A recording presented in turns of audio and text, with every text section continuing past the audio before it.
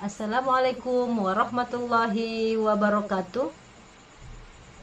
Anak-anak hebat di seluruh wilayah Indonesia, jumpa lagi dengan Ibu Mujahidah dari MTS Bontonompo, Kabupaten Goa, Sulawesi Selatan. Kali ini kita akan melanjutkan materi kita sebelumnya, yaitu konflik dalam kehidupan sosial.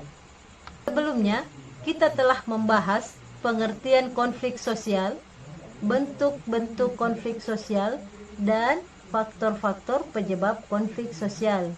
Masih ingat kan? Nah, untuk sekarang Ibu akan menjelaskan tentang dampak konflik sosial dan cara menangani konflik sosial.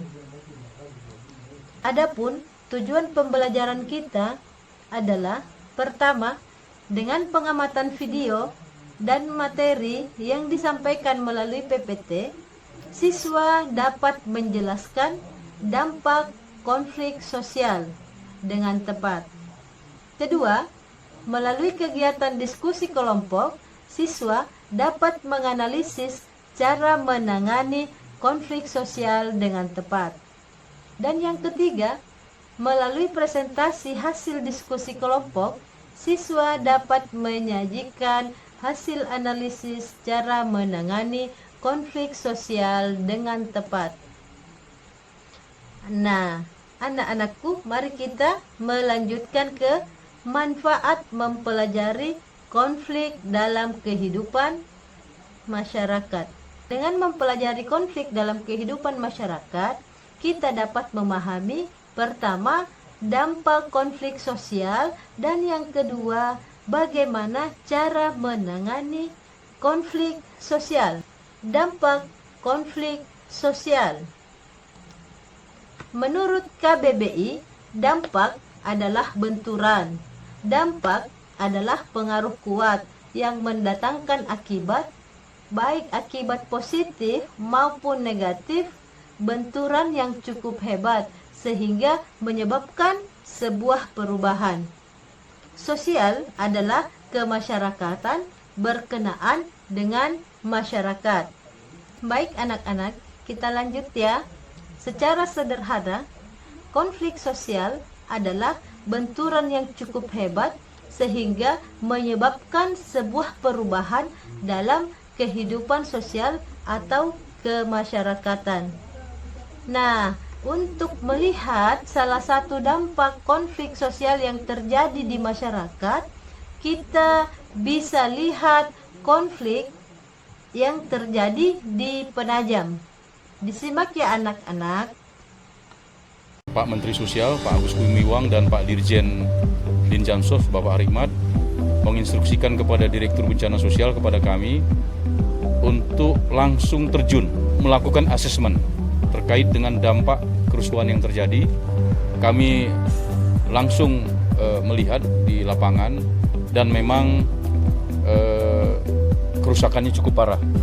Rumah banyak yang rusak total, warung-warung juga rata dengan tanah. Karena kekerabatan di Kabupaten Penajam Pasir Utara ini cukup kuat, maka pengungsi ditampung di rumah-rumah keluarganya. Tadi kami sempat ketemu dengan salah satu Ibu Sania. Beliau mengatakan kami ditampung di dalam keluarga di sini katanya. Memang banyak juga pengungsi yang di mes PKK, tetapi lebih banyak yang ditampung di dalam keluarga. Rencana kami akan bertemu Pak Bupati dan ketemu dengan sumber daya kita di Dinjamsos, yaitu pendamping PKH, kemudian pelopor perdamaian dan Tagana, untuk mendukung kita melakukan asesmen, verifikasi dan validasi terhadap rumah-rumah yang rusak, ruko-ruko yang rusak, yang mungkin kita bisa memberikan bantuan. Pada intinya, pada kesempatan ini kami hadir, kami akan mensupport Dinas Sosial Kabupaten Penajam Pasir Utara terkait dengan pemulihan pasca konflik yang terjadi, sehingga nanti Kemensos hadir dari pusat untuk mensupport pemerintah daerah apa yang bisa kita sinergikan sehingga recovery-nya cepat dilakukan. Dan ini salah satu wujud pemerintah hadir dalam setiap kejadian bencana sosial.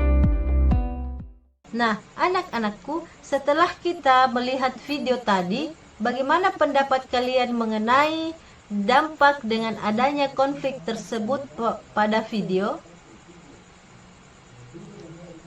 Nah, kita akan memasuki materi dampak konflik sosial. Dampak konflik sosial diantaranya pertama, meningkatkan solidaritas sesama anggota kelompok. Kedua, retaknya hubungan antar individu atau kelompok. Ketiga, terjadinya perubahan kepribadian para individu. Yang keempat, rusaknya harta benda dan bahkan hilangnya nyawa manusia. Dan yang kelima, terjadinya akomodasi, dominasi, bahkan penaklukan salah satu pihak yang terlibat dalam pertikaian. Nah, mari kita bahas satu persatu dampak konflik sosial. Pertama, meningkatnya solidaritas sesama anggota kelompok. Terjadinya konflik dengan kelompok lain justru dapat meningkatkan solidaritas sesama anggota kelompok, atau kita kenal dengan in-group solidarity, yang sedang mengalami konflik dengan kelompok lain. Yang kedua, retaknya hubungan antar individu atau kelompok. Konflik yang terjadi antar individu ataupun kelompok dapat menimbulkan keretakan hubungan baik antar individu maupun antar kelompok. Nah, yang ketiga, terjadinya perubahan kepribadian para individu. Perubahan kepribadian dapat terjadi pada kedua belah pihak yang mengalami konflik. Kedua belah pihak dapat saling menyesuaikan atau justru masing-masing mempertahankan kebenaran yang diyakini. Yang keempat, rusaknya harta benda bahkan hilangnya nyawa manusia. Konflik yang berujung pada kekerasan fisik dapat menyebabkan kerusakan dan hilangnya nyawa manusia. Yang kelima, terjadinya akomodasi, dominasi, bahkan penaklukan salah satu pihak yang terlibat dalam pertikaian. Akomodasi kita bisa artikan sebagai perdamaian, dan dominasi kita bisa artikan sebagai penguasaan oleh pihak yang lebih kuat. Kita masuk ke cara menangani konflik. Bagaimana anak-anak? Masih semangat? Iya, sebagai anak Indonesia kita harus tetap semangat. Kita lanjut ya anak-anak ya. Cara menangani konflik sosial. Pertama, menghindar. Kadang orang merasa tidak ada manfaatnya melanjutkan konflik dengan orang atau kelompok lain. Hal ini mungkin disebabkan keyakinan bahwa kita tidak akan menang menghadapi konflik tersebut. Yang kedua, memaksakan kehendak. Terdapat individu atau kelompok yang memandang bahwa pendapatnya atau idenya paling benar. Oleh karena itu, dengan segala cara, konflik harus berakhir dengan kemenangan di pihaknya. Ketiga, menyesuaikan kepada keinginan orang lain. Terdapat individu yang ingin diterima dan disukai oleh orang lain. Ia merasa bahwa konflik harus dihindari demi keserasian atau harmoni, dan ia yakin bahwa konflik tidak dapat dibicarakan jika merusak hubungan baik. Yang keempat, tawar-menawar. Dalam proses tawar-menawar, individu akan mengorbankan sebagian tujuannya dan meminta lawan dan meminta lawan konflik mengorbankan sebagian tujuannya juga. Kolaborasi memandang konflik sebagai masalah yang harus diselesaikan. Atas dasar itulah dicari cara-cara untuk mengurangi ketegangan kedua belah pihak. Baik anak-anak, kita membuat kesimpulan dulu. Secara sederhana, konflik sosial dapat diartikan sebagai benturan yang cukup hebat sehingga menyebabkan perubahan dalam kehidupan sosial atau kemasyarakatan. Kesimpulan kedua, cara menangani konflik sosial terdiri atas 5. Pertama, menghindar. Yang kedua, memaksakan kehendak. Yang ketiga, menyesuaikan kepada keinginan orang lain. Yang keempat, tawar-menawar. Dan yang kelima, kolaborasi. Nah, bagaimana anak-anak perasaannya setelah mengikuti materi dari Ibu? Mudah-mudahan Ibu berharap anak-anakku memahami materinya. Nah, untuk melihat apakah anak-anakku sudah memahami materi yang Ibu berikan, Ibu akan memberikan kuis. Seperti biasa, Ibu akan memberikan 5 buah soal untuk menguji anak-anakku, anak-anak hebat di seluruh Indonesia, apakah yang Ibu sampaikan sudah dipahami atau belum. Nah, jika anak-anakku sudah mengetahui jawabannya, bisa mengirimkan di komentar. Baik, anak-anakku, kita masuk ya di pertanyaan pertama. Tetap semangat. Pertanyaan pertama.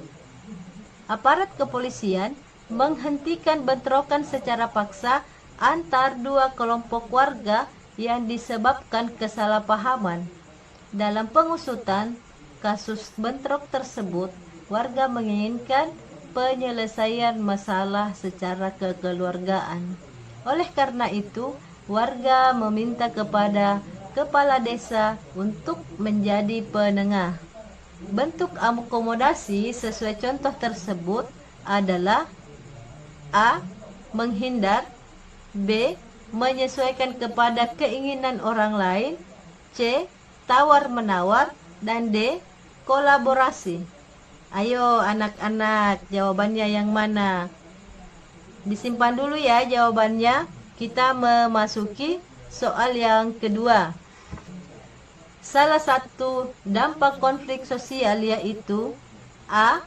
Dukungan bagi pemerintah, B. Meningkatnya solidaritas, C. Pemicu perang, D. Provokator. Ayo anak-anak, apa sudah ada yang tahu jawabannya? Iya, pintar ya.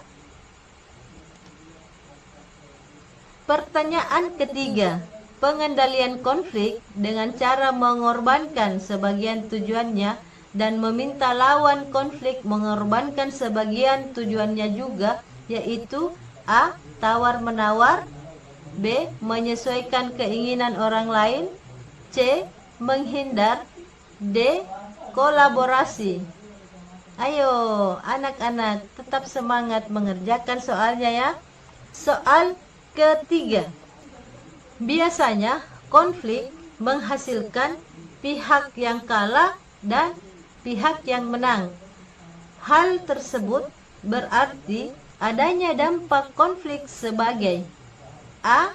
Meningkatnya solidaritas antar sesama anggota kelompok, B. Memaksakan kehendak, C. Terjadinya perubahan para individu, D. Terjadinya akomodasi, dominasi, bahkan penaklukan salah satu pihak yang terlibat dalam pertikaian. Soal selanjutnya, individu atau kelompok ini memandang bahwa pendapat atau idenya paling benar, sehingga memenangkan konflik dengan cara menguasai lawan adalah cara untuk mencapai tujuan. Hal ini merupakan contoh cara menangani konflik, yaitu A. Menghindar. B. Menyesuaikan keinginan orang lain. C. Memaksakan kehendak. D. Kolaborasi. Nah, anak-anakku, sebelum kita mengakhiri pembelajaran kita hari ini, kita membuat kesimpulan dulu. Adapun kesimpulan dari materi kita hari ini, pertama, dampak konflik sosial ada 5 ya. Pertama, meningkatnya solidaritas sesama anggota kelompok. Yang kedua, retaknya hubungan antar individu atau kelompok. Yang ketiga, terjadinya perubahan kepribadian para individu. Yang keempat, rusaknya harta benda dan bahkan hilangnya nyawa manusia. Dan yang kelima, terjadinya akomodasi, dominasi, bahkan penaklukan salah satu pihak yang terlibat dalam pertikaian. Kesimpulan kedua, cara menangani konflik. Pertama, menghindar. Jika sesuatu tidak ada manfaatnya, lebih baik dihindari. Yang kedua, memaksakan kehendak. Yang ketiga, menyesuaikan keinginan orang lain. Yang keempat, tawar-menawar, di mana masing-masing pihak mengorbankan sebagian kepentingannya untuk kebaikan bersama. Yang kelima, kolaborasi. Masalah harus diselesaikan bersama, membicarakan penyelesaian dengan kepala dingin. Baik anak-anakku, sebagai pesan sebelum Ibu mengakhiri pembelajaran kita hari ini adalah, anak-anakku, jika konflik itu bisa dihindari, sebisa mungkin kita menghindar jika hal tersebut tidak ada manfaatnya. Akan tetapi, jika anak-anakku sudah terlanjur mengalami konflik, maka segeralah untuk menyelesaikannya. Bisa dengan cara saling memaafkan, bisa dengan cara membicarakan baik-baik, supaya konflik ini tidak terjadi terus-menerus, supaya konflik ini segera teratasi. Semangat untuk anak-anakku, anak-anak hebat di seluruh wilayah Indonesia. Ibu akhiri dengan ucapan Assalamualaikum warahmatullahi wabarakatuh.